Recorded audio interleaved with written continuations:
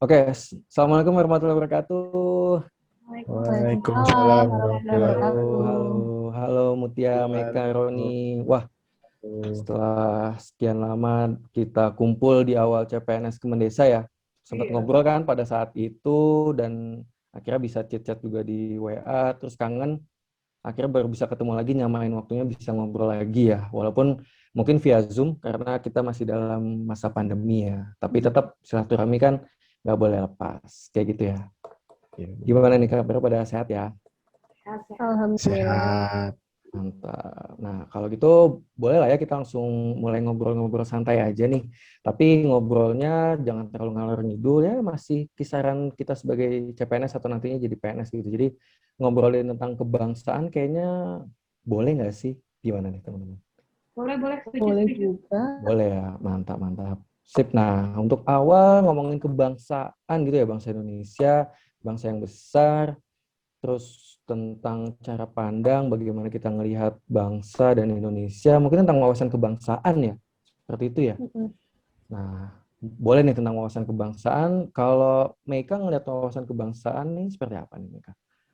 Kalau aku lihat wawasan kebangsaan itu nggak melupakan empat pilar kebangsaan tentunya ya, yaitu Pancasila, UUD 1945, NKRI, dan Bhinneka Tunggal Ika. Dan juga aku nggak lupa nih tentang upacara waktu kita sekolah juga, karena kita di sana belajar lagu kebangsaan, terus bendera, lambang negara, dan juga bagaimana menggunakan bahasa Indonesia yang baik dan benar. Tapi kalau kondisinya saat ini kan kita jarang upacara, jadi semuanya serba virtual. Jadi kita harus menjaga wawasan kebangsaan kita gitu. Oke, jadi salah satu upaya untuk menjaga agar wawasan kebangsaan kita terjaga, tetap untuk mengikuti upacara ya, atau kegiatan upacara tadi ya, Meika ya. Mantap. Oke, kalau em, Mutia nih, ngelihat wawasan kebangsaan seperti apa? Sama sih, aku ingatnya juga pasti Pancasila sama UUD. Di situ kan kita tahu nih apa sih kewajiban kita sebagai warga negara.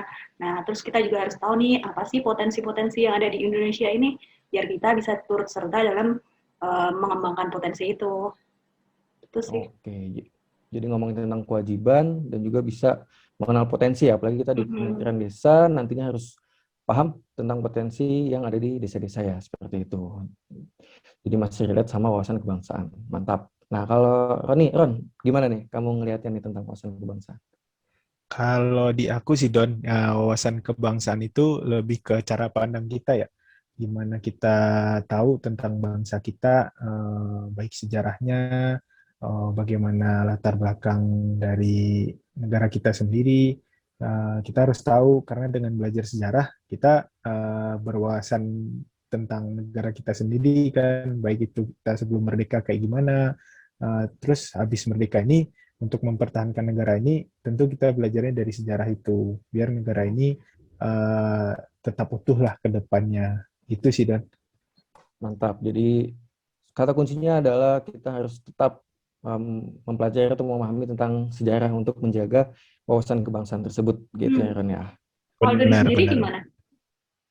Wah, aku ditanya juga ternyata Iya ya. Nah, dong. kalau aku ngelihat wawasan kebangsaan sih lebih ke Pancasila ya. Jadi aku ngelihat founding fathers kita, Hmm. Pak Karno dan Pak Hatta, melihat sudah memformulasikan Pancasila ini. Dan aku ngelihatnya sih Pancasila ini akan terus relevan ya, baik itu di masa lalu, saat ini, ataupun di masa depan. Nah, jadi tugas kita sama-sama nih teman-teman untuk menjaga ideologi kita, yaitu Pancasila. Karena yakin founding fathers kita ini adalah ideologi yang paling tepat di untuk bangsa Indonesia kita, seperti itu.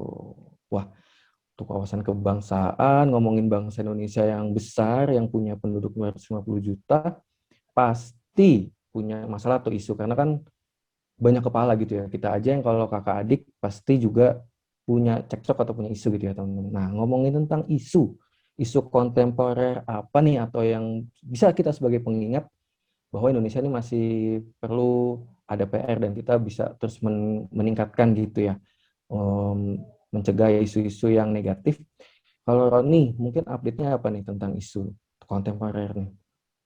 Wah, kalau isu dan buat beberapa bulan belakangan ya, aku tuh lebih tertarik ke masalah pencucian uang ya. Terlebih lagi kemarin terlibatnya perusahaan pemerintah yang BUMN kan ya. itu sangat merugikan masyarakat Indonesia banget ya, karena ternyata yang jadi tersangkanya para pimpinan gitu. Gak nyangka aja gitu kenapa terjadi di perusahaan pemerintah lagi gitu yang BUMN. Itu sih lebih Oke. dipandang Oke, terkait oke. Jadi isu. ternyata ada perusahaan pemerintah atau BUMN yang melakukan pencucian uang. Jadi cukup nggak nyangka Iya, juga ya, Ron ya. Nah, kalau betul. menurut kamu, Ron, penyebabnya apa sih nih? Menurut aku sih penyebabnya mungkin lebih kepada itu ya, mungkin karena yang jadi tersangka pimpinan ya, mungkin pimpinannya masih kurang belajar wawasan kebangsaan lagi nih kayak kita, karena Nyambung ya, mungkin siap.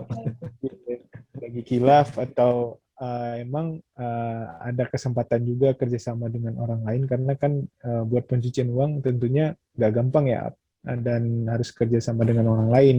Dan untuk pemerintah sendiri mungkin lebih dibuat peraturan baru di mana mungkin pencucian uangnya udah mulai lebih canggih lagi di zaman sekarang ini, nggak hanya yang kayak dulu mungkin udah dilacak, sekarang udah lebih canggih lagi, mungkin dibikin peraturan yang bikin pencucian uang lebih rumit lah gitu. Oke, jadi adanya kesempatan dan juga dilakukan oleh para pimpinan gitu ya, dan kemudian jadi PR pemerintah juga untuk gimana lebih bisa men-tracking tentang pencucian uang karena bisa semakin Benar, canggih gitu ya bentuknya ya.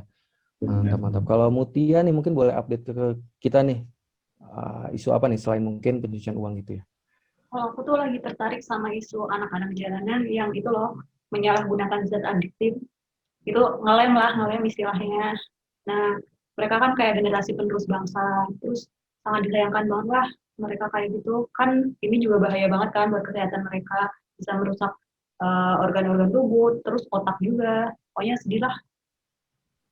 Betul, betul. Ya apalagi anak-anak itu kan waktunya mereka bermain atau sekolah gitu ya Mutia. Nah, kalau Mutia ngelihatnya penyebabnya kenapa nih mereka kok ngelem gitu ya? Nah, aku baca-baca sama nonton videonya itu, kebanyakan dari mereka itu kurang perhatian dan kasih sayang dari lingkungannya. Sebagian dari mereka ada yang sudah kehilangan orang tua sejak kecil atau punya masalah dengan keluarganya, sehingga mereka memutuskan untuk keluar dari rumah dan sebagai pelariannya mereka tuh ngelem gitu. Soalnya kan kalau lem itu dijual bebas, jadi lebih mudah buat mereka gitu.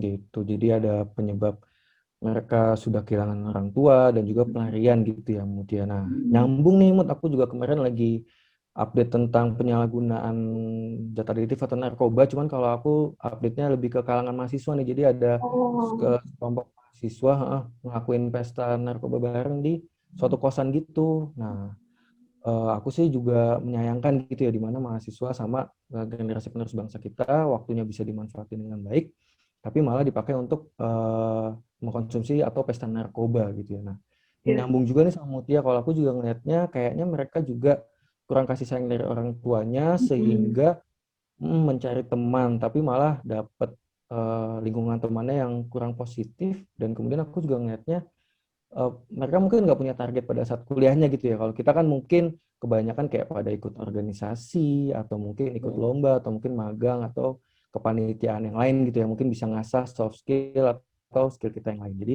kurang lebih sama nih isu aku mungkin nyambung. Jadi aku langsung, oh iya nih gitu. Nah, Hmm. kalau Meka nih, kira-kira lagi merhatiin isu apa yang bisa di-share sama kita nih? Kalau akhir-akhir ini aku dengar di berita ada kasus korupsi yang dilakukan oleh pegawai KPK sendiri nih. Jadi Oh, pegawai KPK yang harusnya bertugas menjaga barang bukti hasil rampasan, dia malah mengambil barang bukti itu untuk melunasi hutang pribadinya gitu. ya. Nah, Wah, Lagi. iya. nggak nyangka ya anggota KPK terlibat seperti itu ya, atau ya oknum anggota KPK. Nah, kalau mereka ngelihat penyebabnya kenapa nih? Nah, kalau penyebabnya sih tentunya dia mau bayar utang. Jadi itu adalah kepentingan pribadinya dia yang dia dahulukan daripada kepentingan negara gitu. Terus juga dia kan ada kesempatan, terus dia ngambil gitu aja. Jadi dia kurang nilai-nilai integritasnya tuh kurang tertanam gitu di diri dia gitu sih. Oke, oke. Jadi ada mengutamakan kepentingan individu ya, padahal kan kita harus selalu atau ingat dengan mengutamakan kepentingan bangsa kita ya. Mantap, Iya. mantap. Oke, ngomongin wawasan kebangsaan udah, terus nyambung ke isunya udah. Kalau ngomongin isu, pasti kita juga harus sebagai calon atau nanti sebagai abdi negara harus memikirkan solusi, benar kan teman-teman? Ada masalah, kita juga harus bisa menyelesaikan solusinya. Nah, salah satunya sih yang aku tahu nih ada istilah kesiapsiagaan bela negara. Jadi menjadi salah satu solusi terhadap masalah-masalah yang ada. Nah, kalau misalnya Mutia nih ngelihat kesiapsiagaan bela negara sebagai solusi permasalahan yang ada, seperti apa nih? Nah, aku ngelihatnya kita tuh harus sadar kalau kita tuh berbangsa dan bernegara. Jadi kita punya kewajiban terhadap negara dan kita punya hak terhadap negara. Nah, dengan kita menjalankan kewajiban itu tuh sebagian dari bela negara nih. Contohnya, kita kan udah bisa ada pemilu nih, ya udah kita ikut. Terus kalau naik motor ya kita patuhilah aturan-aturan lalu lintas. Terus juga sekarang lagi dicanangkan vaksinasi kan, ya udahlah ikutin aja semuanya. Tuh. Oke, benar-benar. Jadi harus selalu paham bahwa pemerintah udah netapin aturan-aturan, kita harus ikuti. Ada kebijakan publik apa, kita juga ikuti karena pemerintah semua udah menggodoknya dan demi kepentingan bersama gitu ya. Oke ya, mantap, mantap. Nah, kalau misalnya Meika nih ngelihatnya seperti apa? Nah, kalau aku nih lihatnya, karena kita dalam kehidupan sehari-hari pasti ketemu banyak orang kan, dan setiap kita pasti punya kepentingan yang masing-masing gitu dengan banyak pihak itu. Nah, untuk membiasakan salah satu poin bela negara, yaitu rela berkorban dan bernegara, kita bisa melakukan dengan membiasakan menghargai sesama warga negara, apalagi di tempat kerja kita kan kita banyak kerjasama sama teman-teman dari beda daerah, beda tempat tinggal, beda asal gitu. Jadi kita bisa lebih mengenal dan menghargai budaya mereka aja gitu, Kak. Oke, jadi tetap selalu saling menghargai walaupun mungkin beda suku, agama, dan ras seperti itu ya. Oke, Iya. mantap. Oke, kalau Roni, Iya, ngeliatnya Don. gimana? Kalau di aku sih, buat bela negara kita harus siap dulu ya dari diri sendiri ya. Misalnya ya jaga kesehatan, apalagi di zaman pandemi ini ya, COVID-19 makin lama makin berbahaya. Ya kita jaga protokol kesehatan, makan makanan yang bergizi, sering olahraga, dan tentunya berpikir positif ya, biar kita juga nggak terlibat dari yang isu-isu tadi tuh yang kita bicarain tadi. Paling itu sih, Don.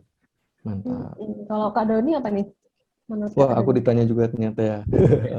Oke, Iya. kalau aku sih ngelihat kesiapsiagaan bela negara kurang lebih sama kayak Roni. Jadi lebih kepada kita bisa selalu jaga kesehatan jasmani dan rohani kita dengan rajin olahraga ya, dan juga untuk kesehatan mental atau rohani kita bisa selalu taat terhadap perintah agama kita, dan juga kita bisa ngelakuin kegiatan positif lainnya gitu di luar pekerjaan, mungkin yang sesuai passion supaya kita tetap happy. Karena kan kalau misalnya fisik kita kuat, mental kita happy pada saat pekerjaan di PNS kita atau nanti ada kegiatan bela negara, kita bisa fit gitu ya, bugar, siap, sigap. Gitu sih kalau aku ngelihatnya. Benar sih. Iya guys, ini kayaknya ada WA nih dari pimpinan, disuruh nugas lagi nih. Wah, Kayaknya harus Rajin banget nih. Sibuk.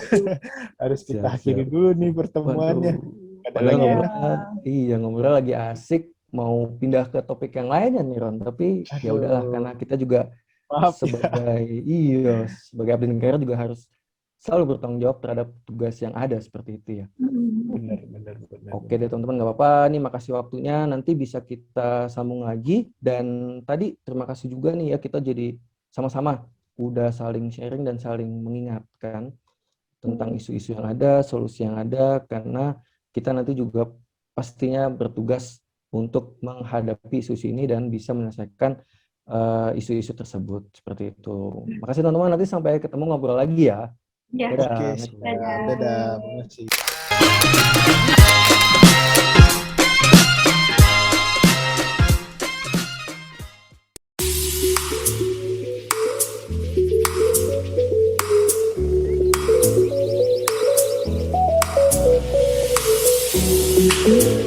Thank you.